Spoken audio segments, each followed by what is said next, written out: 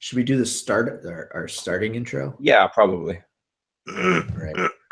Just hit play on the starting intro. Listen, my voice is still coming back, so I don't know if I'm gonna be able to hit the .com. Well, we'll see. Here we go. Yeah, we're gonna find out. No. What are you doing? With Nick Netzel and Dave O'Leary. .com. Oh no, podcast.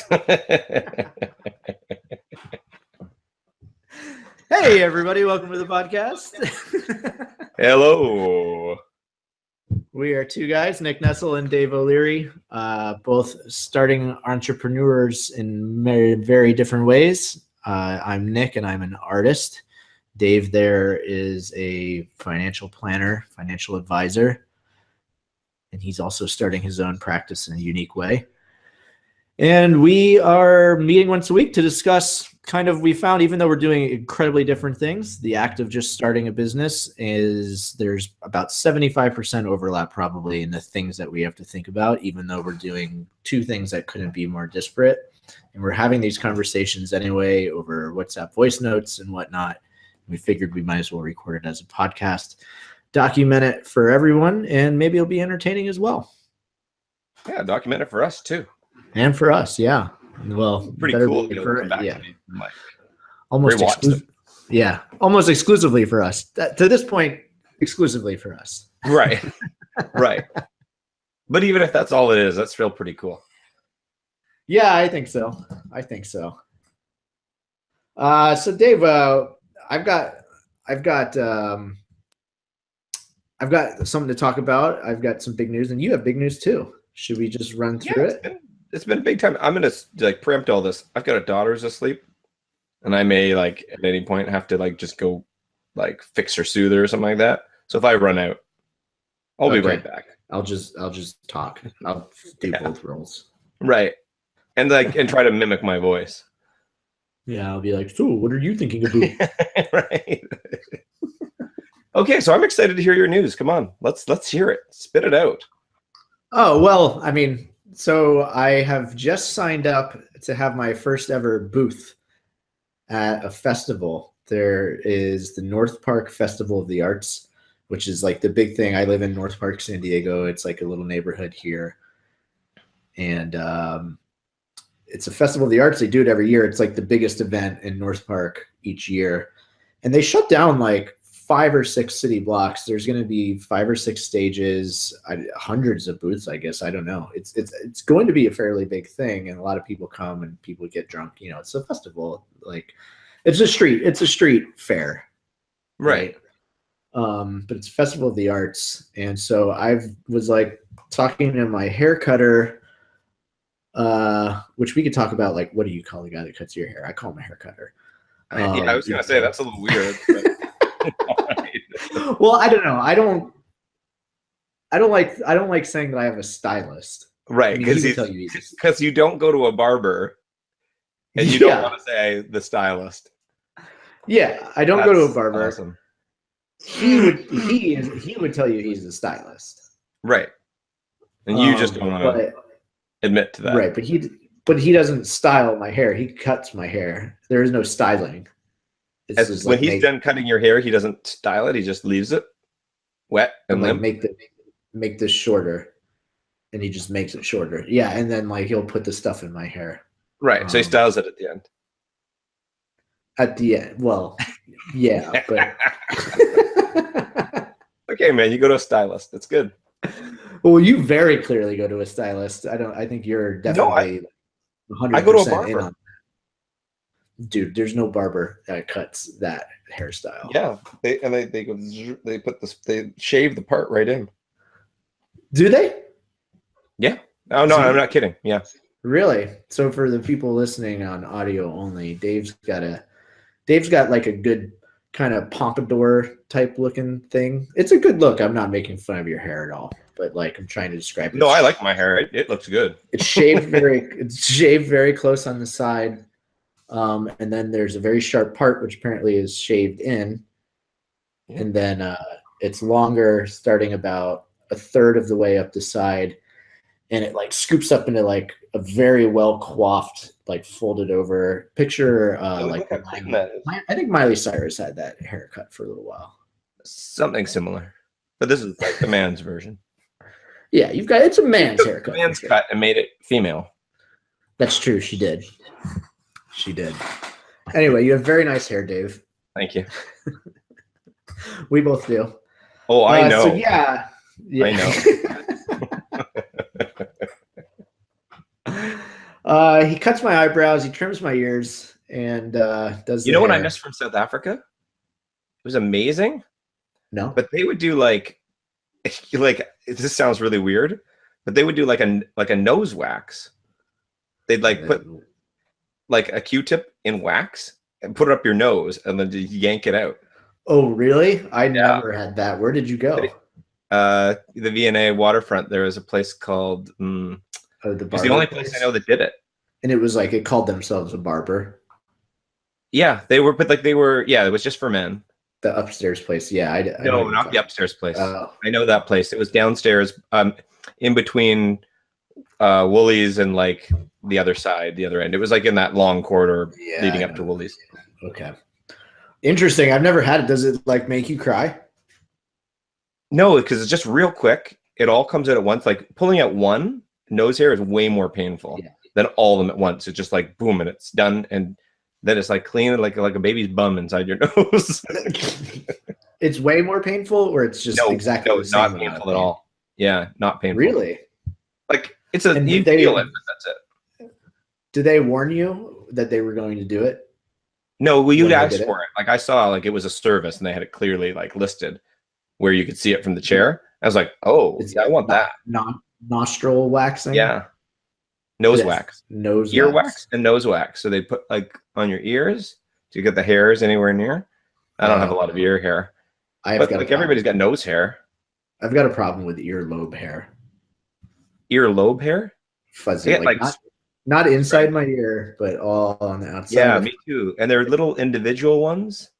Well, mine is more like fur, like blonde fur. Mine are these like little stray ones, and I just have to yank them out. But they annoy me. Sometimes I'll feel one. Just prickling up. Yeah. Oh, you have like a long, yeah. No, mine are like people, if I go like a month without, like if I go 2 haircuts, which is I guess 3 months, like every day someone will be like, wow, you have like really fuzzy ears. You get your haircut every month and a half? No, I'm like on a 2-month haircut cycle. Every 2 months you get your haircut? Is that too short? Too infrequent?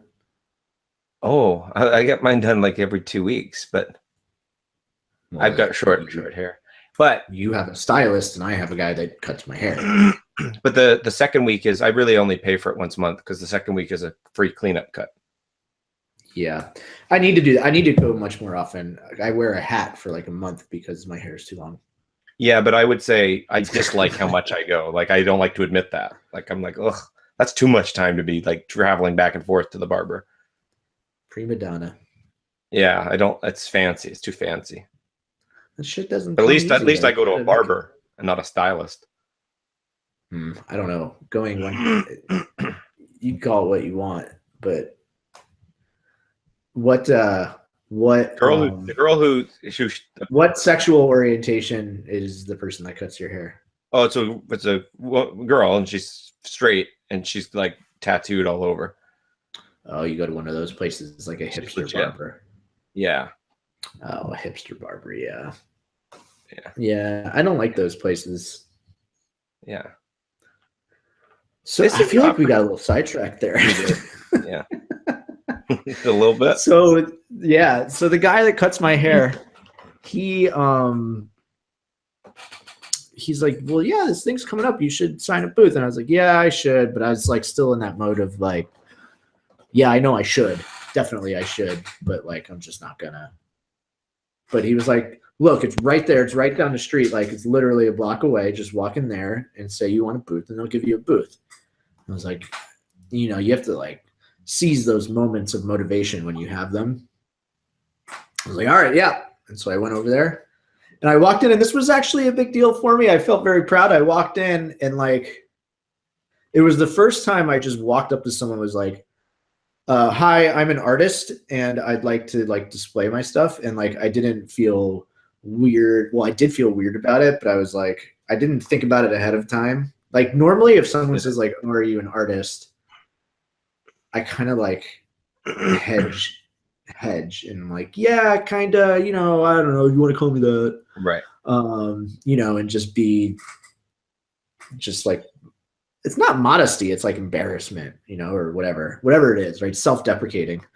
And that was the first time I'd ever walked in somewhere. I was just like, hi, I'm an artist and I'd like to blah, blah, blah, blah. And it was cool. Awesome. Felt good. That's really great, man. I'm real happy for you. I know what you mean. Yeah. And it like sprung up on me as I didn't plan like what I was going to say or anything. And so as I was saying, I was like, oh, I should be saying I'm an artist right now. Like this dude does not give a shit. Like for all intents and purposes, that's what that guy needs to know. Right.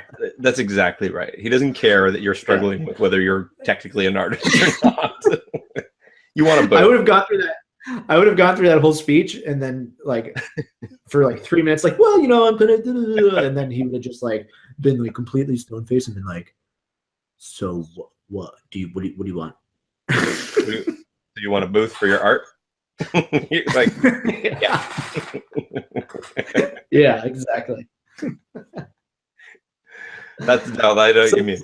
That's awesome, man. Good for you. Yeah, it was good. And you know what's really good is like so it's exciting. I've been thinking about it a lot and like going back and forth around like being like, oh god, this is going to be a disaster, to like, oh, this could be really good. And I get a lot of stuff, but it's also like driving me to, it's in 3 weeks. It's on the 20th. So it's 18 days from now, but I had about 25 days when I signed up, which is like the perfect amount of time. Like you can get a lot done in 25 days. And like, it's a good like driving thing. Like I now have to have business cards in the next 25 days.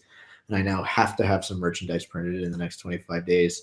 And I now like have to like kind of think about how I would want to market myself, you know, like it's like forcing me to do all of these things that I've known that I need to do in order to like go. And it's enough time to do it all, but it's not enough time to procrastinate on any of it. Right. Like, right. It's perfect. Yeah. So it's fun. I get to talk That's about amazing. Man. That's so cool.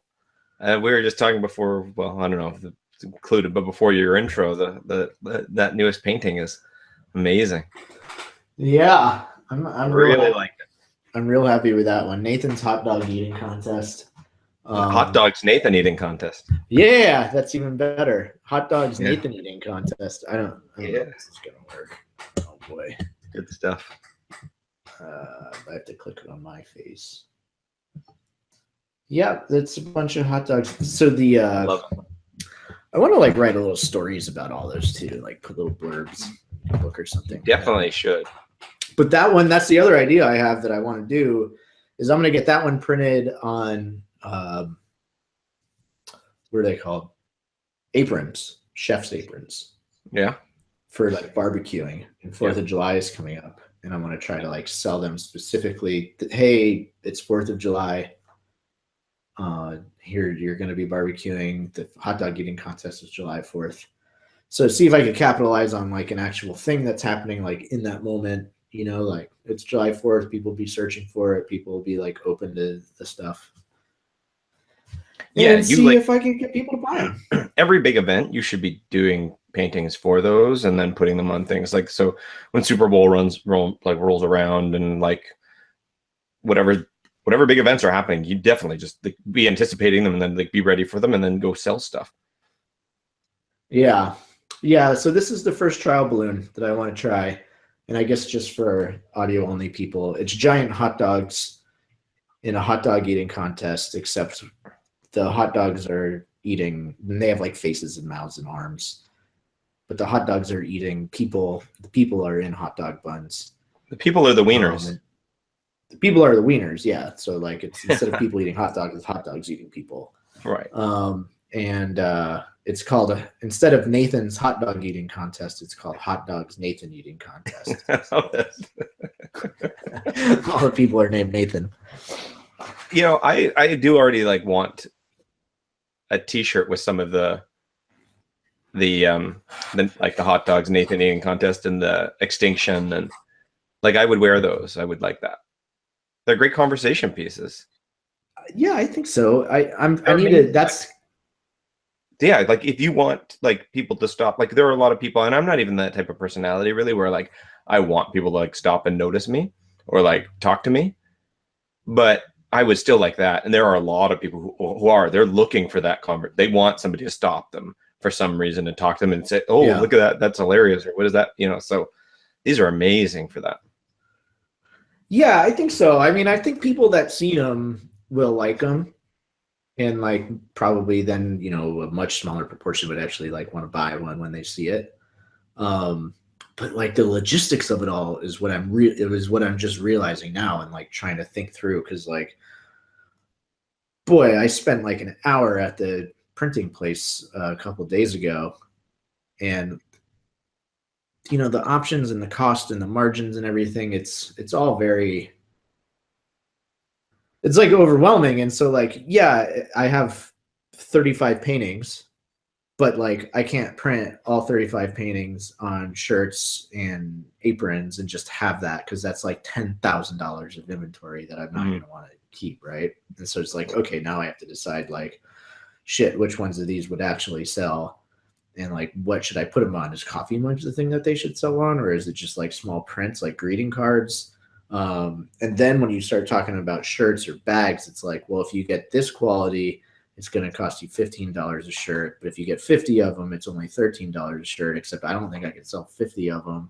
And then, oh, by the way, that 50 is all one print. And so if you want 4 different prints, then you got to buy 4 25 sets and you don't get any quantity savings. I talked to this guy for like an hour, just like going around and around and around on all these things. And it's just like, holy crap. This is like, when you're naming your business and it's like, oh yeah, new wealth. That's the thing I want. And Right. then like you start asking like the next level question, like, can I get the .com? And oh, actually you can get the .com of Kind Wealth, but Yeah. it costs $80,000 and blah, blah, blah. And it's just every question opens another question. Mm-hmm. And I'm starting to realize like, Jesus. And now I'm starting to think about like, what are the actual economics? Like, what's the best case scenario of having a booth at a festival? I don't know.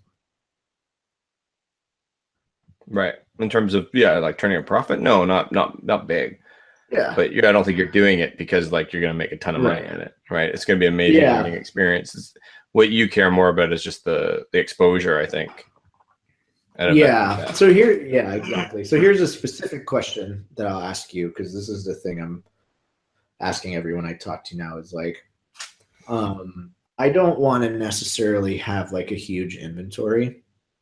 And so one thing I could do is print sample shirts and sample bags and just like pick 4 products: coffee mug, a shirt, a bag, and like greeting cards. And I could print like enough for there to be like a few samples there so people can see them. But then like you would have to like order them and I would deliver them to you in 5 days. Because I could like take orders on a Saturday and the printer can turn them around and get them to me on a Wednesday. Right. But like if you go to a festival, that's not your expectation, right? Like you would be significantly less likely to buy something if it was going to be mailed to you on Wednesday than you would if there was just one right there you could grab, right? Right. Is that the question? Yeah. Well, that's yeah, definitely I was hoping true. you were going to say no. no, but that's definitely true. But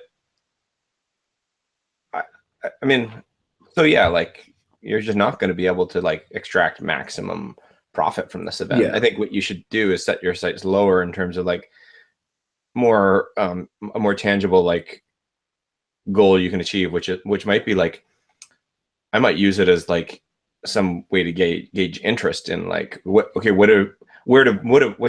prints are people most interested in? Are they most interested in like, and then is it t-shirts and is it bags or is it, so I might just have some samples. I might create a contest where if they tell you and like they vote and then they post something to Instagram, then they can win the t-shirt, or I don't know. But like I would be using it to get information to test rather than to try to sell as much as you can, because it's the first time. And I would just be honest with people. I'd say, listen, I don't have that many prints of everything here. I'm just starting out, I'm trying to get exposure, like I think that'll resonate with people. They'll be like, oh, that's cool, man. They'd be way more likely to be like, oh yeah, okay, what's your Instagram? I'll share this around. Like if you just share with them, like, yeah, I'm just starting out, sorry, like I can mail it to you, and they may say, okay, well, don't worry about it, and you lose the sale, fine. But like, I think if you're just honest about it, they probably will still have it delivered. Like I'm that way. If I see somebody and they're trying to build something, oh hell, I'm way more likely to like buy it and support them. And like I go around now sometimes, like if I know it's like an independent business, even if they don't even tell me anything. I bought the lights for here, and the guy was like had a shop and selling everything, and I said like, you have an Instagram account? He's really good. He gave me good advice, and he didn't upsell me. Like, purposely downsold me, and I appreciated that. And I said like, this is your own shop, and so yeah, so he's talking about his business. So what's your Instagram account? So like, and then I got home and I added him, and I got home, took a picture with it, and like shared it on social media. I think like that's not uncommon these days.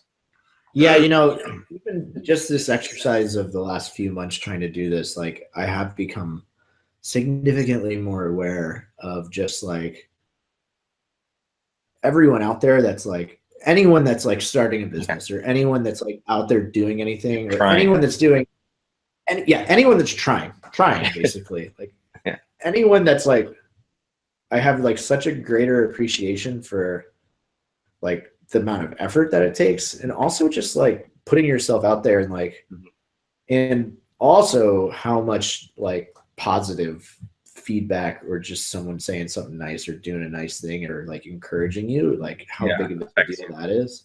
And it's really made me realize. So I try consciously to like, just like you're saying, be super positive and give people feedback. I see people selling like some of the ugliest stuff I've ever seen, and like we're like playing the worst music I've ever heard. But I'm like, man, this guy's in a bar and he's doing it. Like, I'm gonna go like give him $1 and say, right on, keep going, buddy. Right. Maybe you shouldn't do that. Maybe you should tell that person they should like go get a job. But no, I wouldn't be able to. I'm just incapable of that. But no, I know what you mean. Yeah, I know. I'm the same way. I'm way more likely to just like I think I've always had a bit of that in me, but it's been amplified dramatically from having given it my own shot. Yeah. So I think what you're saying is kind of the way that I'll be tackling it is I'll make a sample. I think I'm gonna print a bunch of tote bags, because having like an inventory of 50 tote bags, I can move those at some point or give them away as presents. But like shirts are all different sizes, which is harder.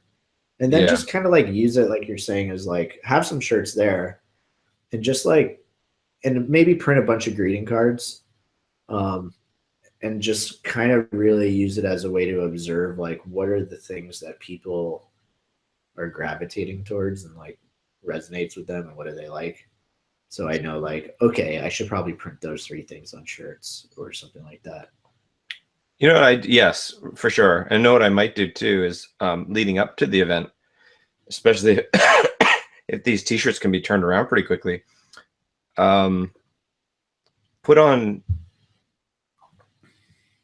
any of your social media channels. Do a round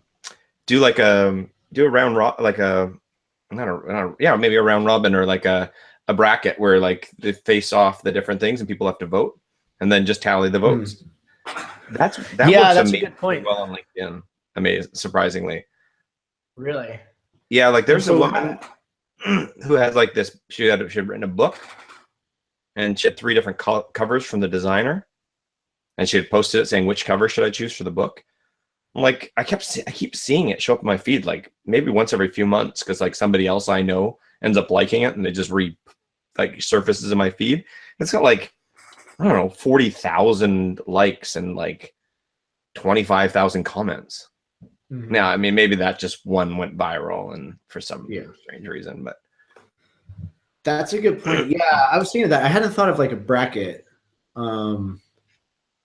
The other thing I had thought about is there's this website where you can, and I don't know if it works with images, but we did it for like one of the decisions we had to make at Demagi, but like you upload like 20 ideas. So the way it would work, say it's the pictures. So you would upload your 20 images and you just say like, I want to know which of these 20 images is the best, or like, I want to know all of these, like how they are. And so if you just ask someone like, put these in order 1 to 20, it's really hard for them to do. But what it does is you go to this website and you just say like, hey, please just like vote a few of these. And it just takes 2 images and will randomly put them there. And like, I guess you could give criteria if you want, but basically the person just sees these 2 images and they're like, I like that one better. And then it shows 2 more randomly ones head to head against each other. I like that one better. And it figures it out after. Yeah, and so you have like all these doing head-to-head matchups, right? And so like then it has some algorithm. It gives you like a win-loss record of every one of the images, right? Like this one was shown 30 times and it won 28 of its battles. And then I think it probably has some kind of algorithm to, you know, rank them even better because everything doesn't match up against everything every time. So I was thinking of doing something like that. Like, hey, hey guys, can you go and like just vote 5 times on this thing? But if it's native in Facebook and gets people to comment and stuff, I know that's much, much better. Yeah, I think that would work really well on Instagram too. Yeah. Because like, you know what's cool with Instagram is you can put multiple photos now and you just swipe along the side. You just tell people in the comments, can you like swipe and vote? You know, in the comments, just tell me which number you like. So I could put 4 options on Instagram. It'd be like this t-shirt and, you know, whatever, match 4 things against each other, vote in the comments 1 through 4. And then like, I'd have to just like keep doing that for like a few days. If I do that once a day or something, I don't know. That's the balance. That's the part that I like have trouble with. Like, what's the balance? Like, is that annoying for people? But once a day isn't so bad. No, because like the thing is your page, your Instagram page, is that your personal page or did you make it a business page where you can like sponsor posts? And it's a business. Yeah. So what happens is the organic reach on that's not very good. Right. Like it's like most of your contacts aren't seeing the stuff that you post on Instagram. Yeah. Really? Yeah. I mean, it's I mean, that's, I don't know. I'm not 100% sure of that, but it's definitely true for Facebook. They killed organic reach. Right. And they've introduced selling ads on Instagram. And I do get the sense that just anecdotally, it's very strange, but I think only certain people are getting it and kind of regularly the same people are getting through to them. But I think large portions of my friend list, because all my Facebook friends, because it was my personal one, I converted to business. So like that, most of them are not seeing it, I don't think. Yeah. So I think you can just like continue because like there is some variability, I think. But anyway, so I think reposting it isn't going to really bother anybody. Like doing it every day is not going to be too much. Yeah, that makes sense. I mean, if I were you, that's what I would do. I would post it and I would pay to sponsor it. Because you're going to get you're literally going to get like thousands of views and probably it wouldn't surprise me if you got hundreds of comments if you sponsor it. Yeah. And you could do that for like $20, $30. Yeah. I have to figure out the format of how we'd want to do it. Like it should be like, I would need to not just show the images. It would have to be like this shirt, like a picture of the shirt, picture of it on a coffee mug. Yeah. Well, so there's 2 things you can do. One is you can just, yeah, right. I know what you're saying. So I mean, I would try to do 2. Yeah. Like I was thinking just what prints do people like best? I might even just show just the paintings and say which would be best on a t-shirt. That would be good. That's an easier question to ask. Because the other variables, there's too many confounding variables. Yeah, and that's a clearer thing to just ask someone. And I can imagine like the first image says at the top, like in the image, which is better on a t-shirt. I bet you if you go to like some of these t-shirt printing websites, there's probably a site there that will like show you what your image looks like, render a digital. Yeah, definitely. There's so then just do like 4 of those, so they can see what it looks like on the t-shirt. Theoretically. And I could just pit like the 4 Jesus saves against each other. I would want to do, yeah. And so then it's just like, see, my other problem is that I'm still in the mode that like all these people that are getting my stuff are like my Facebook friends, even though I'm a business, they're like my friends. So these are people that haven't signed up to receive this stuff yet. But, and actually, so this is a broader question and like curious what you think about it. One of the things I'm struggling with is that I want to post more frequently on Facebook and Instagram, but I'm worried about alienating my friend list, which is basically my friends and family. And that's the only people that have liked my page, basically. Instagram has a little bit more organic following, but not much. And I'm pretty sure like that's not the right mentality. Like what I need, I'm pretty sure the right thing to do is to say, if I want to be popular, then I need to be willing to, then like the people that just happen to be my friends and family right now, probably 70% of them will drop off because I'll be annoying to them. And like, I should be okay with that because like, that's not like the goal, but it's a hard thing to do. That's exactly right. It's precisely right. Like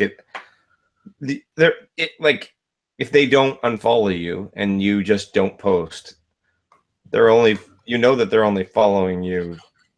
Those people who would have dropped off are only following you then because you're their friend and family, and it's not bothering them that so much that they're willing to do that for you. So, but like that's not an engaged follower. So like, yeah, I know it's easier said than done, but definitely without any question, the logic is definitely correct. There's no black and white on that. Yeah. Like there's no gray. That's black and white. But yeah, it sucks to like feel that and be like, oh, that like there's no section that's both black and white. No. Yeah. Have you thought about that? Like, what's your, have you, yeah, I feel like you made a fairly conscious shift in like the tone of the stuff you post on Instagram into like more very specifically like finance and like meme kind of stuff in a way. I'm just experimenting a lot with different stuff. What I'm trying to do is get like anything that is a visual that then I can like give some useful information in the comments.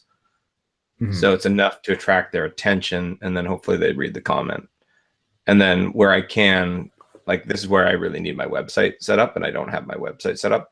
So I'm really just experimenting on like right now, because like you want to drive to a conversion. Like there's no point in posting this stuff if there's nothing for them to click on or do. So like having your website at least in your bio, like Instagram, you're kind of limited to some degree because they can't click on the photo. There's no linking other than in your bio. That's where the paid stuff on Instagram is much better, because if you pay for sponsored content, they can actually click on the image and it'll link through to something. Oh, really? Yeah. Or like I think, sorry, if they click on the image, it'll like it, but there's a blue bar underneath that says visit here, come to the website or whatever, right? So yeah, like I've clicked on ads, like the ads that have been good enough, target enough where I'm interested in that website, and then I pull it up. So it works. I know, because I've done it. Yeah, I should do a foray into that also. I could put like highly like at the learning, just put aside a few $100 just for the learning. It's invaluable. Yeah. Oh yeah. Yeah, like, and that's the other thing. So I mean, if I'm going to do this voting thing, I would. That's a great thing to. I'm jealous that you have this great material to post, because like I feel like finance isn't a great fit with Instagram, but that's where my demo is. So I'm trying my best, but like yours is gold. Yeah. So here's a question. Like, yeah. So now I'm like getting really excited. Like I could sponsor a post and say, click this link, and people would vote. But if I have on my website, I could pretty easily create like an order form on my website that it links to. And so like I can take pre-orders. I could just say like, order this and I'll ship it to you in 5 days.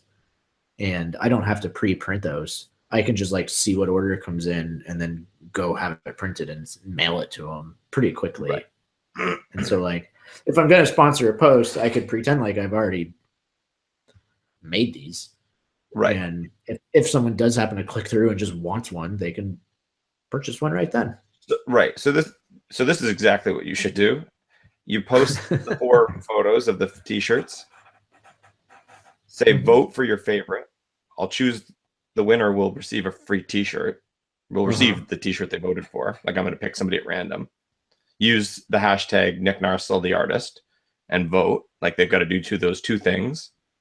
And then there's also now the link on the sponsored content that says buy a t-shirt here if they just want to go buy one.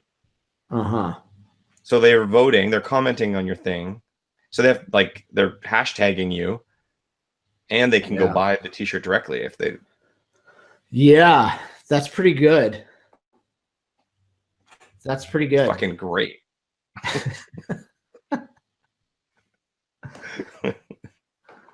Well, that's exciting. Yeah, I got to execute that. I like what you're saying. I'm excited for you. I'm going to pick if I get at least 40 votes, I'm going to pick one of the people at random and I'll send you the shirt. Yeah, that you voted for. Yeah. And it'll cost me, maybe I won't make any money on that shirt, but it doesn't matter. No, you're gonna I definitely won't make any money on that shirt. No, you're gonna lose the amount of the t-shirt and the cost of shipping it to them.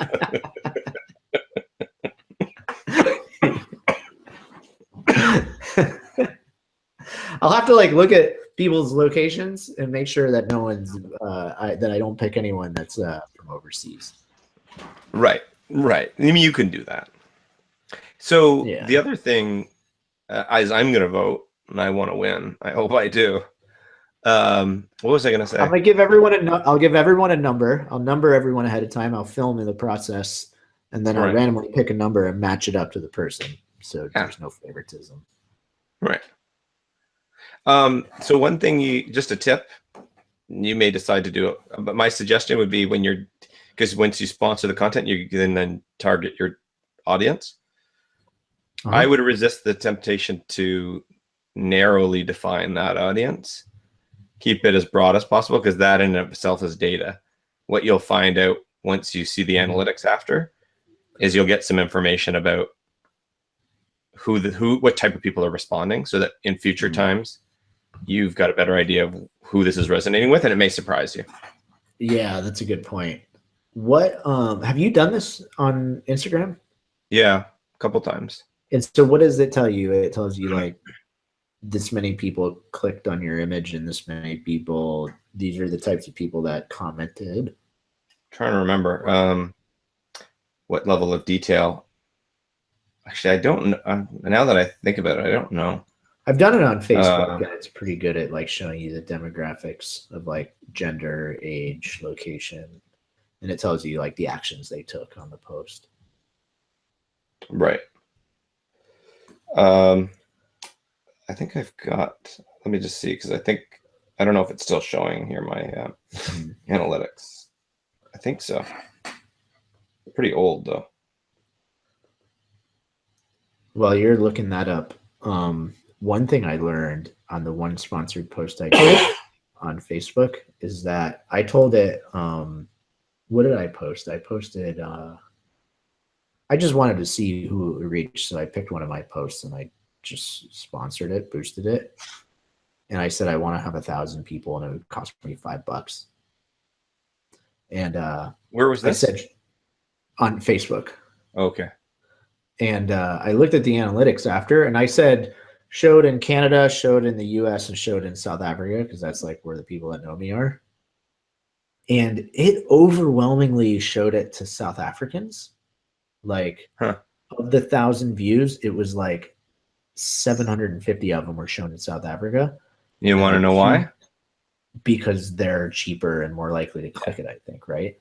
They're just cheaper. Yeah. There's less dollars competing for their feed. So that's how they get you 1,000 views. Yeah. And I read an article that kind of said, this is what's going to happen if you just click boost post. And so now I know, because not that people in all my friends are in South Africa, but those are not people that are gonna buy something from me. Well, maybe they will, but I won't ship to them. Right. Or right away anyway. But So that was an interesting thing to learn also. so that only applies when you boost the post, but not when what? Well, I think you just have to be more sophisticated about how you target. When you boost it, it's like, Oh, you just like you're not choosing any of the parameters. the It just only thing I could chooses for choose was like locations. yeah, I know what you mean. Okay. So I was like, yeah, throw them all in there, whatever. But I should have been like, no, just show to these. Apparently, boosting is just a really unsophisticated way to buy an ad on Facebook. Yeah, Like, it's just like almost like a 1 or 2 click way to buy a sponsor. yeah. So Yeah. like people have said you should just never do that. You should always just go buy an ad. Which is Anyway, kind of you were looking up yours. Yeah, I don't think, as I think about it now, I wonder that I haven't only posted sponsored through Facebook, because what they'll do is they ask you if you want to, because my Facebook professional page and my Instagram page are linked, and so when you post on Facebook, it asks you if you also want it to share it on Instagram, and I think that's what I did actually. I see. Well, it's probably And the that's same not stats the same. that I was looking at anyway. I imagine they would be similar stats otherwise. Yeah. All right. Well, that's exciting. I'm gonna get that ready and get it going for Sunday selection. Sunday. Man. I'm excited for you. The thing about so I guess I should sponsor it. But the thing about on Facebook, and this was the other thing. So then what I did is I did a voting thing that I did not sponsor on Facebook, like this dog, what topping should this dog get? And I said vote in the comments, and that got what was it? It was like 1,000 views in just 12 hours, and that was like more views than even boosting the post got over 3 days. Wow. And so like I don't have 1,000 Facebook friends, I don't think. So it was like organically showing to other people, and like the organic reach actually was pretty good because there was so much interaction on the page, and it was like very quickly got very high. It was like, oh, this one's good. Let's just show it to everybody. So like and the bonus there is that it doesn't say it's like sponsored in the ad, right, which is a turnoff for a lot of people. So yeah, I might experiment with sponsoring some and not sponsoring some, and seeing. Right. Yeah, that's true. How that works. Yeah. Yeah, I know what you're saying. Yep, that'd be interesting to see. Cool. So I took up a lot of time with all my stuff. Oh, it's fine. Yeah, I don't think we have to both talk every time. That's interesting. I like hearing about what's going on. Yeah, exciting stuff. You have a lot of exciting stuff happening too, probably more so. I don't know about more, but there's a lot on the go. Yeah. Wow. You looked very tired when you said that. Yeah. No, I'm pretty tired. As it goes up at 5:30 because Capri woke up early and been going all day. When is the due date? May 11th. Boy, yeah. So you're just really, it could come at any day. You've got I was gonna say you have a suitcase next to the door, but I guess I should say you like always have like a warm bath running or something like that. Why? Oh no, we have to go to the hospital. We're going to do a hospital birth. Oh yeah. Yeah. Yeah, because Mel had a C-section the first time, so. If you have a non-hospital, yeah. So it's just safer to do it at the hospital if you've had a C-section the first time. So yeah. Otherwise, we would try to do it at home. But yeah, we're just like at any time. I like keep my phone close to me now and like check it often. Yeah, if I'm not home. Oh boy, that's exciting, man! I'm glad I was able to get these pearls of wisdom out of you before you disappear. I don't know how useful that is, but yeah, dude, that was super useful. I've got a plan for what I'm going to do now. That's good. That's exciting. Yeah, I'm happy. Yeah. We'll do another one, and I'll update you on what's been going on with my thing. But I start like a job next week. Oh, geez, really? Yeah. So tell me a little bit about that. Well, so it's like we're not gonna. We'll just wait to like post this live until I like can announce it. But it's like any day now. So, so I'm World Vision, where Mel works, the big charitable organization. Their Canadian operation, because we're in Canada, in Toronto. I know a lot of the people there, and we just had gone into a conversation. They're starting up what's called an impact investing kind of unit, or basically like taking the principles of free markets, like equity investments, bond investments, that type of thing, and bringing it into the nonprofit world and using those sort of tools to impact causes. So anyway, I'll give you actually a quick example of an impact. I'm actually curious. Do you know what impact investments are? Probably, but I don't think what I know is accurate. Oh, okay. But you've heard the term. I'm generally aware, but I don't have I'm not sure that I know what it does. I'm always just curious how much this is like pervaded the typical, like the average the lexicon of the average person. But so my understanding is that it's investing where like the number one metric or one of the most important metrics is like maximizing the impact of your dollar. Well, so I'll explain by way of a pretty interesting example. So you might have a situation where, let's say, a nonprofit is going to try to reduce the transmission of HIV/AIDS in South Africa. So they've got some sort of program. Maybe it's an education program, or I don't know. It's probably an education program. They say, okay, it's going to cost us X number of dollars to implement this, but over the next 5 years, we should reduce the transmission of AIDS by this much. That's going to save you X number of dollars in terms of healthcare costs. And the South African government says, okay, great. The nonprofit raises money through investors to fund the project. If it's successful and it reaches those milestones and those goals, the South African government saves the money that it thought it would save, and then they take some of that cost savings, which pays for the cost of the project, and they pay it back to the investors plus a return on the investors' money.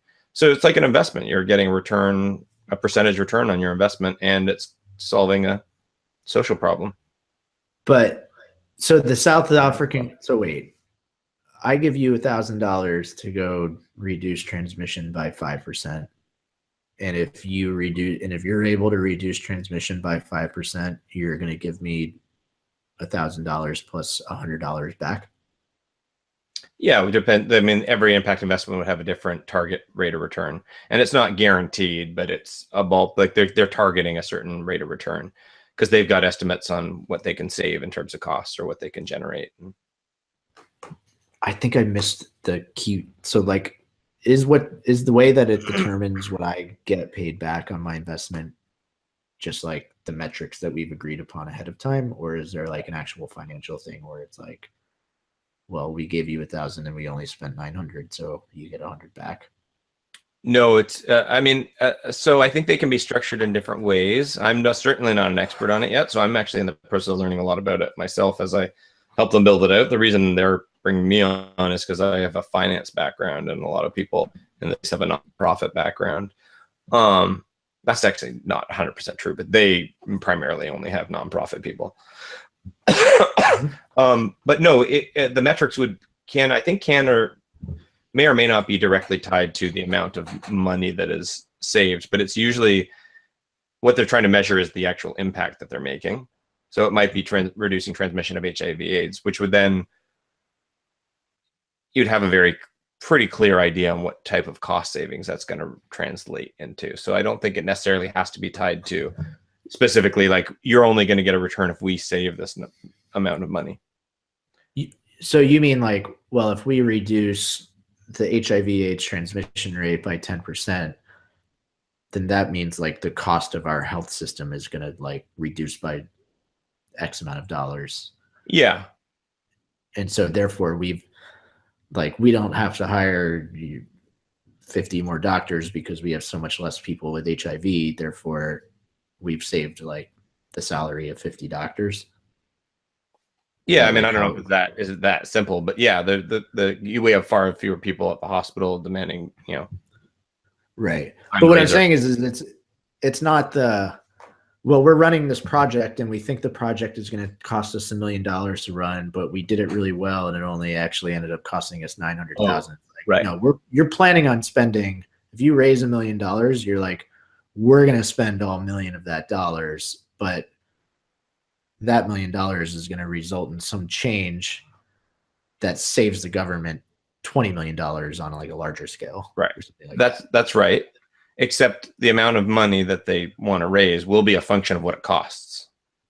They don't just say like we want $1 million, and then if it costs less, like they know what it's going to cost.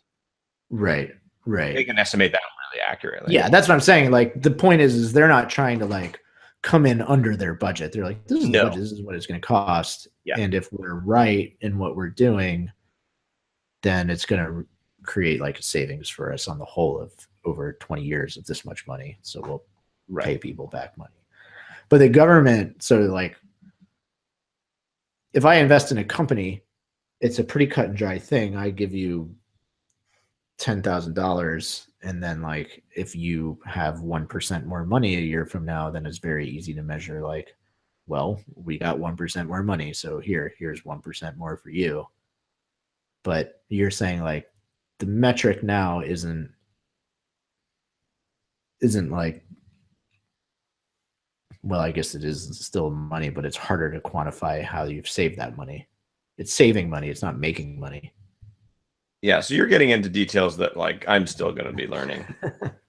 So, and I think I predict right now that I'll probably watch this back a year from now and be like, oh, look, that I was wrong about that. Right.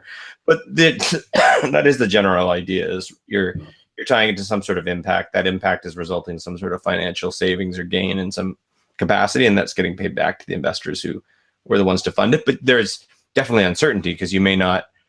I think there's two sources of uncertainty. One is you may not reach the intended like metrics that you're to change that you're trying to implement, and number two is those metrics, even if you hit them, may not result in the intended effect if the metrics weren't designed well in the first place. Because some things are real easy to. That's my question. Yeah, that's my question. That is a source of risk. Yeah.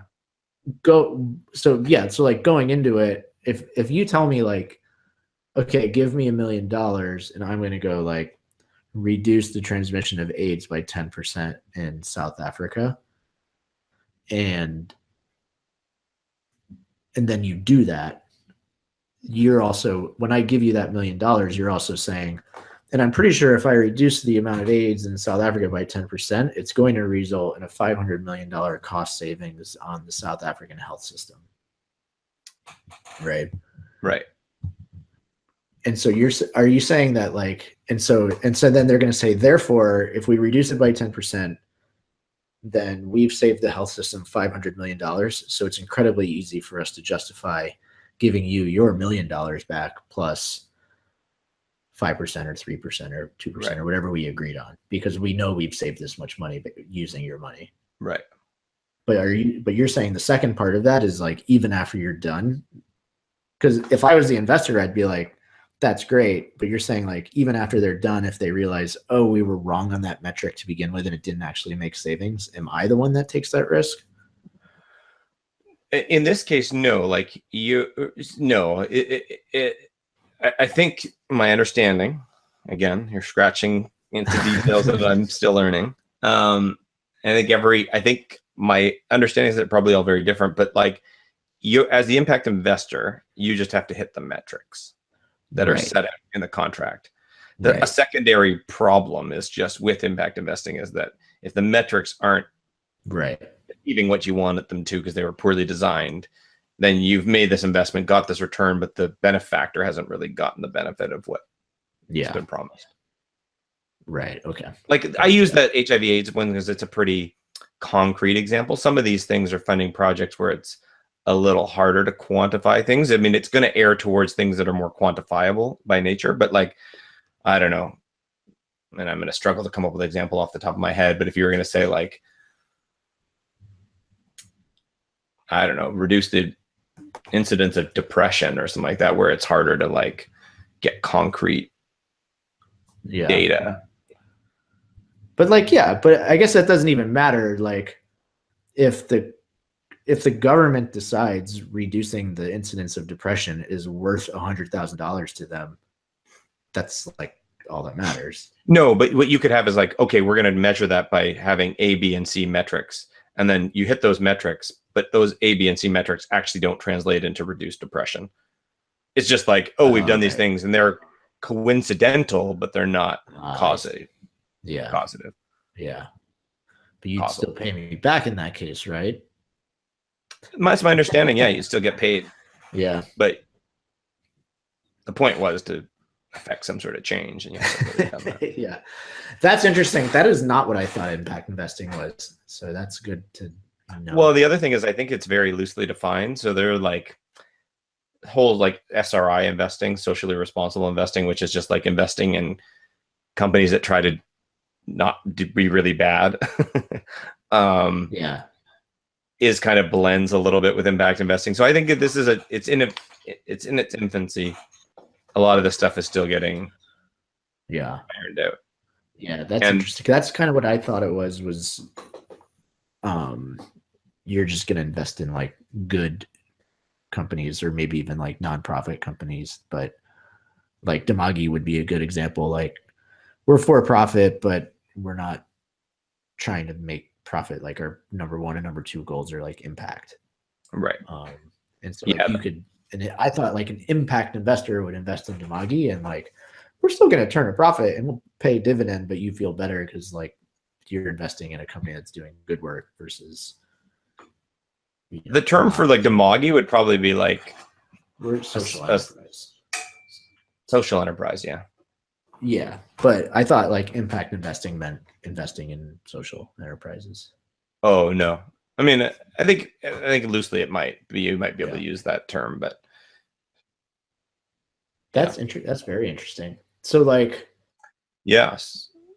So in order to, and I know you might not know the answers to these, but like, so in order for someone to receive like impact investing and investment,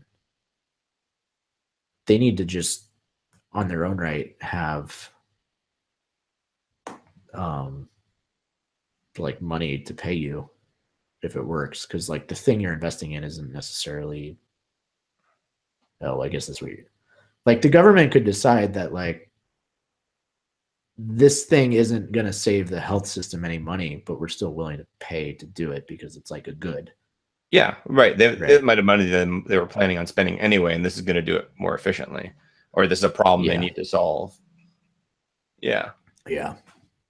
Wherever there's a source of, I don't know, return or savings or money being generated in some form or fashion. Yeah. Yeah. That's very interesting.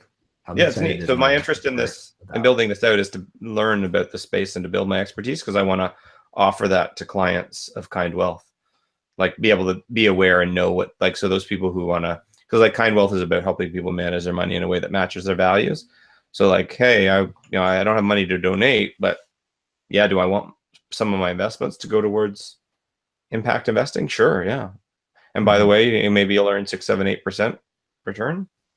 I mean, there's risk associated with it, so you can't put all your money into it.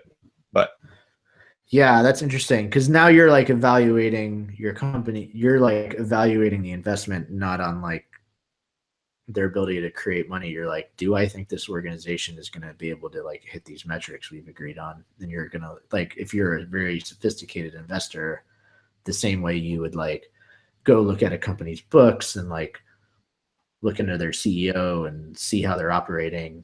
Like as an impact investor, you could still want to do that due diligence, and you're like kind of making if you were really sophisticated, which I guess is like what you would be doing, you're kind of making those judgments on like, I don't think this organization is going to be capable of hitting these metrics because I don't like how they're run or something like that. Yeah, you look at their track record, how many successful impact investments have they orchestrated in the past? Yeah. I mean, it'll have its own, it is developing its own industry around it. Like these professionals are experts in this.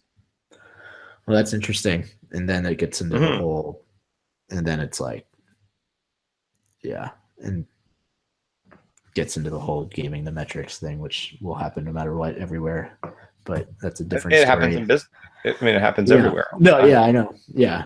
I'm not saying it's inherent in any way to this. No, but yeah, it's definitely like that's a concern I have right now, and that's one of the things I'm interested in helping try to figure out is like I'm keenly interested in like anytime you set up a set of rules to motivate a certain behavior, there are going to be, and if there's money to be made, there are people who are intelligent people are going to come in and game the system. Yeah.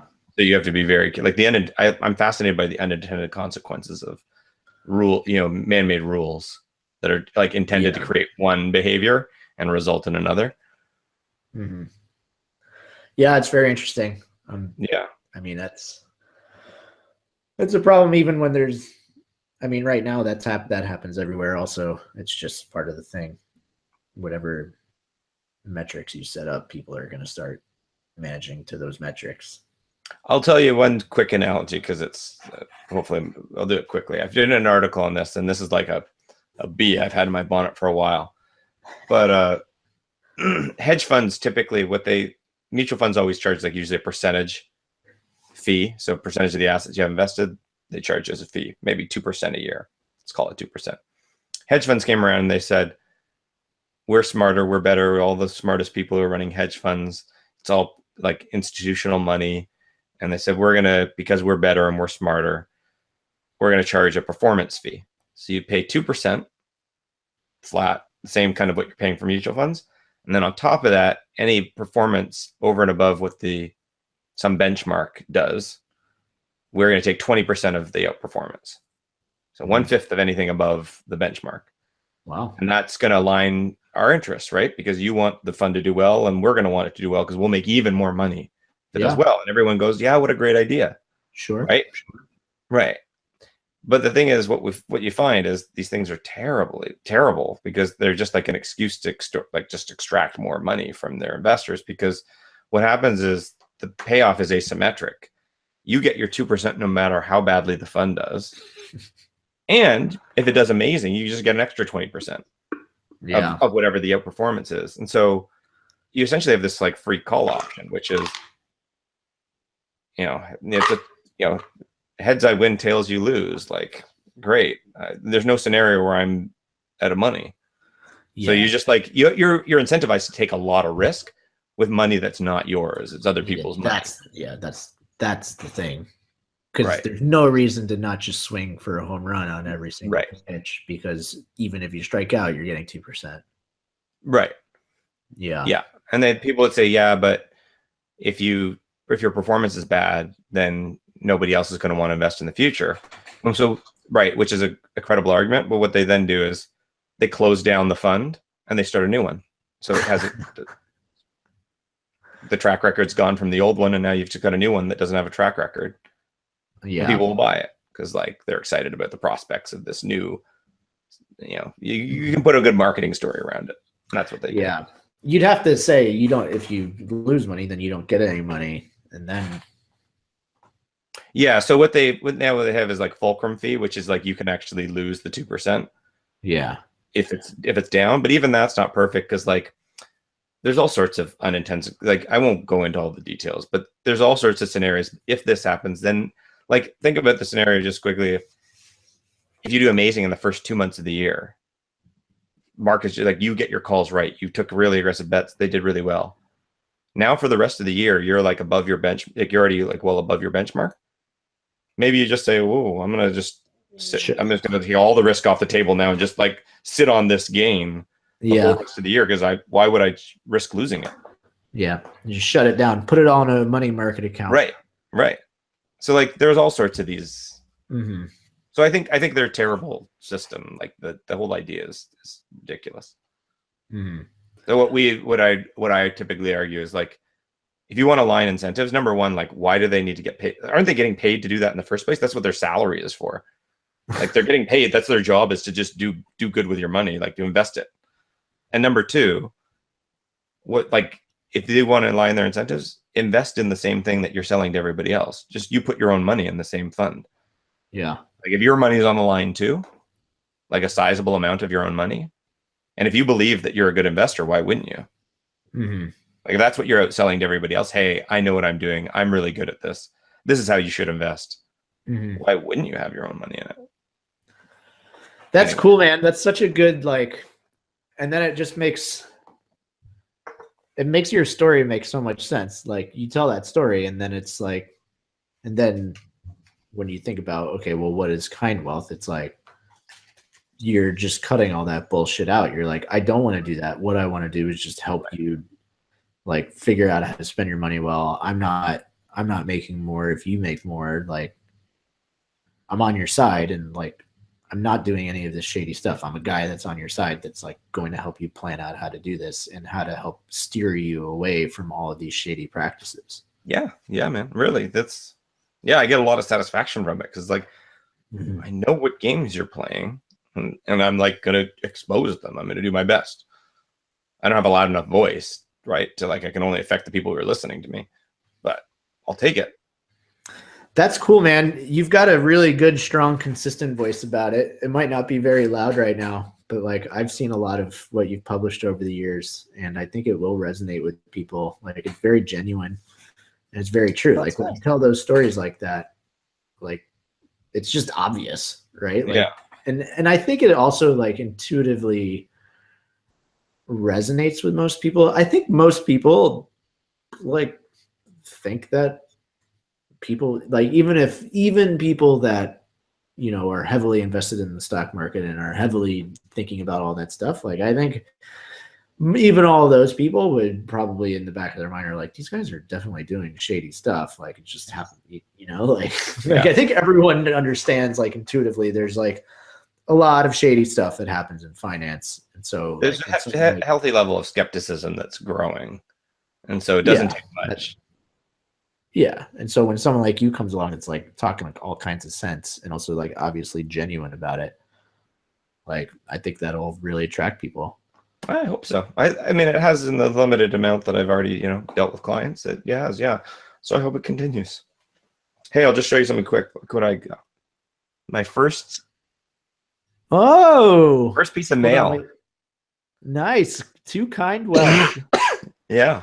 It's my nice, dude. That's awesome. My bank account and Visa. I got a Visa in the corporate bank account. Oh, nice. So you can start spending some money now, huh? Oh yeah, yeah, I will though. I have to. So do you? Anyway, I don't know. This is going long anyway. We should probably we should wrap up. It up, but yeah. All right. Cool, dude. Well, that's awesome. That's exciting. If you need any other help with the bouncing ideas for the posts that you're gonna do, let me know. I'm around. Yeah, definitely. We'll be in touch on the voice notes. All right. Sounds good, brother.